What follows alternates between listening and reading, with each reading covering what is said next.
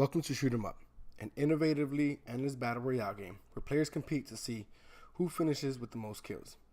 The players must run, shoot, hide, and outsmart the enemy to try and score the most points. Players will choose from one of three class types and compete in an all-out war to see who can score the most kills on a map that will slowly shrink as time passes. So the objective is quite simple: score the most points. Only not as simple. You see, as players battle against each other, they will also be battling the dynamically evolving field to include the clock. Each match will last 5 minutes, but as the time reaches certain intervals, the map will begin shrinking. But not like your typical battle royale game. The idea is to attempt to create a new blend of battle royale where the concept behind the theme is still applied. Unlike a cloud or fog, the field walls will shift and close, forbidding access into old areas while giving way into newer ones. As previous regions could have been massive in scale, the newer ones will not be. The concept will remain, to slowly enclose players together but employing different tactics in doing so. Now, it has not been decided, but we are approaching the game through both a top-down shoot 'em up and a first-person perspective angle to see which way would ultimately make for the best possible experience. Moving on to the class types, we mentioned how there were three unique classes. The first class is a tank. Where he shows strength and health and armor, he lacks in ammo capacity. See, in Shoot 'em Up, players will need to pick up ammo to shoot. Each class has a pouch limit. Take our tank as an example. He can only carry and fire just one round before having to turn around to search for more ammo. But each round does 2 damage. This makes up for his lack of pouch space. Now each class has an ability. For now, we've limited each class to just one, and the tank class is fortunate to have a shield barrier.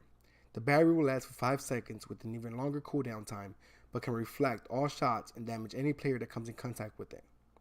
Our next class is the soldier class. This class favors a balanced stat while providing an additional pouch slot. The trade-off is that the shot range is slightly shorter.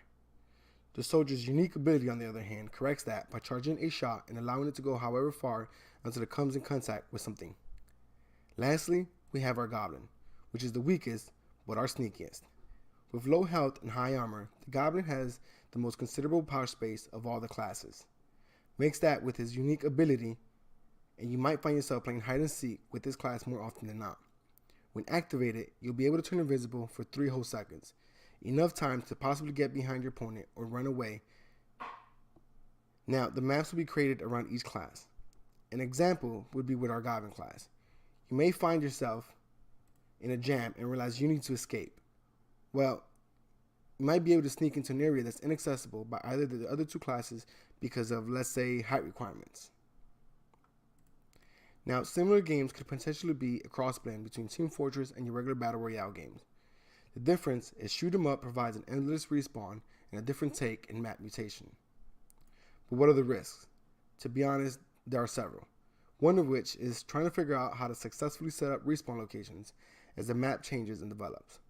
Trying to get those features working in harmony is going to prove challenging, just not impossible. Another risk is the balance between players. We won't be able to thoroughly test the different player types until the map can be laid out. Part of deciding who to choose revolves around that critical aspect. Well, this was my presentation, and I hope you enjoyed every bit of it. Thank you very much.